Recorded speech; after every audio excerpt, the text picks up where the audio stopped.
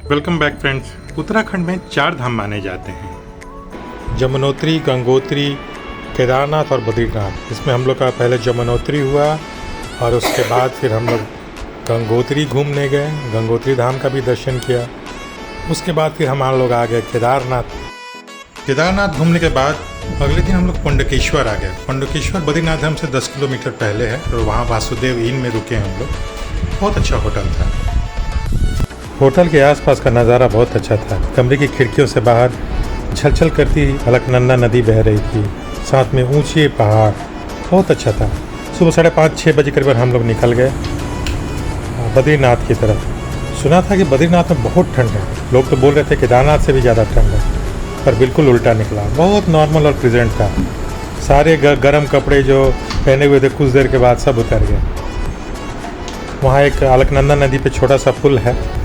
पुल पार कर जैसे ही हम लोग आगे बढ़े, सामने बद्री विशाल। मेरे द्वार खुले तो मेरे भाग खुले, तेरे द्वार खुले तो मेरे भाग खुले। बद्री नारायण बद्री विशाल, जय जय बद्री नारायण बद्री विशाल।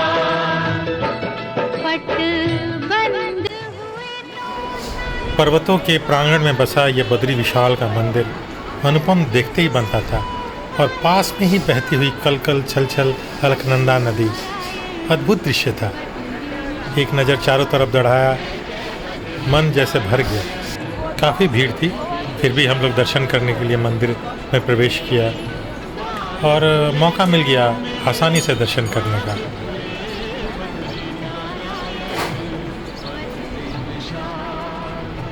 दर्शन करके बाहर निकले। मंदिर में ही कई जगह सारे ग्रुप के लोग जो हमारे साथ में थे, कुछ लोग, उनके साथ एक जगह बैठ के थोड़ा विश्राम किया और फिर बाहर निकल गए बद्री धाम के दर्शन के लिए। और ऑफ कोर्स कुछ फ़ोटो भी तो खिंचवानी थी।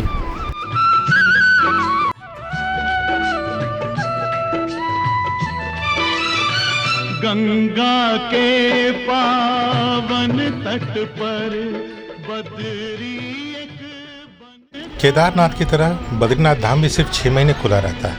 बाकी 6 महीने तो बिल्कुल बर्फ़ से ढका रहता है। यहाँ की मान्यता है कि यहाँ 6 महीने पूजा मनुष्य यानी नर करते हैं और बाकी 6 महीने देवता लोग करते हैं। तो दीप जला के जब पट बंद होता है और 6 महीने बाद जब पट खुलता है वो दीप जला हुआ मानता है। इसी आस्था और विश्वास के चलते ये पवित्र स्थान हमारे यहाँ बहुत ही पूज्य और एक धाम माना जाता है। बद्रीनाथ धाम से सटे हुए अलकनंदा नदी एक बहुत ही मनोरम दृश्य पैदा करती है। ये अलकनंदा नदी आगे जाकर भागीरथी से देवप्रयाग में मिलती है और उसके आगे गंगा नदी के नाम से जानी जाती है। पूजा पाठ दर्शन हो गए। अब हमें वहाँ से निकलना था और मंदिर से करीबन 1 किलोमीटर और आगे एक जगह पे हमारे यहाँ नाश्ते की व्यवस्था थी, जो हमारा किचन आगे चल रहा था। उस जगह पर वो जगह भी बड़ा मनोरम था, आसपास पहाड़ों से घिरा हुआ, बहुत ही अच्छा लग रहा था।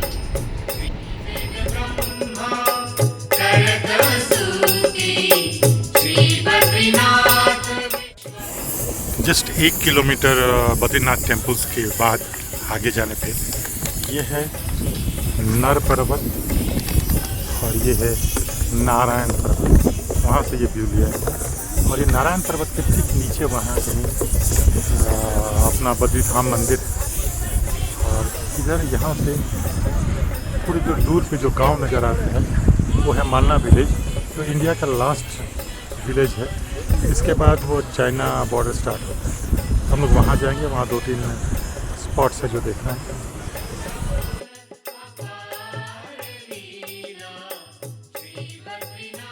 मालना विलेज के ऊपर पहाड़ी पे एक महर्षि व्यास गुफा है और गणेश गुफा। माना जाता है कि इस गुफा में महर्षि व्यास ने और भगवान गणेश मिल के सारे वेदों की रचना की थी। और वहीं पे एक चाय की दुकान मिली हम लोग को। इस पे लिखा हुआ था ये भारत की आखिरी चाय की दुकान। शायद आगे सीमा ख़त्म होती है, इसलिए इस दुकान को लास्ट चाय की दुकान बताया गया था। बहुत रमणीक जगह है यहाँ पे।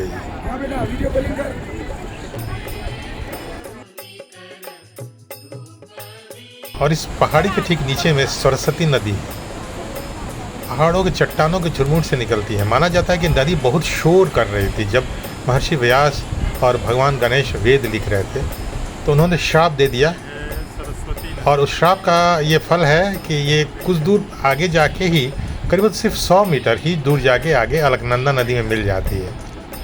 तो सरस्वती नदी का अस्तित्व तो सिर्फ ये 100 मीटर का ही है। और ये है भीम पुल, पत्थर की बहुत बड़ी शिला है। ये पुल आर्टिफिशियल नहीं है, नेचुरल।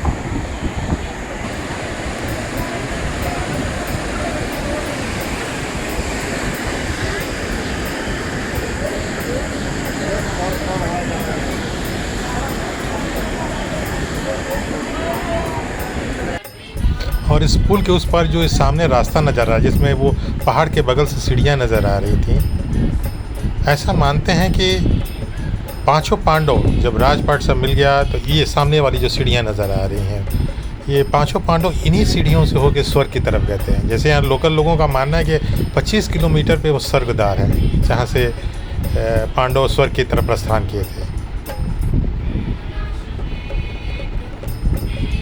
बहुत सारी गाथाएं, बहुत सारे कहानियाँ, किस्से, विश्वास इस जगह से जुड़े हुए हैं।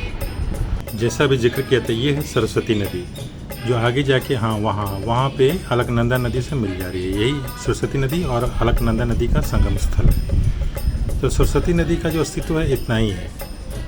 और इस तरह से हमारी 4 धाम यात्रा के 8 दिन पूरे हुए, और जो 4 धाम है वो कंप्लीट हुए। अब हमारी वापसी की यात्रा शुरू होगी। तो कल हम लोग पंडकेश्वर से रवाना होंगे रुद्रप्रयाग, वहाँ रुकेंगे और फिर अगले दिन ऋषिकेश।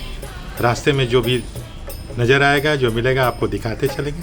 धन्यवाद दोस्तों।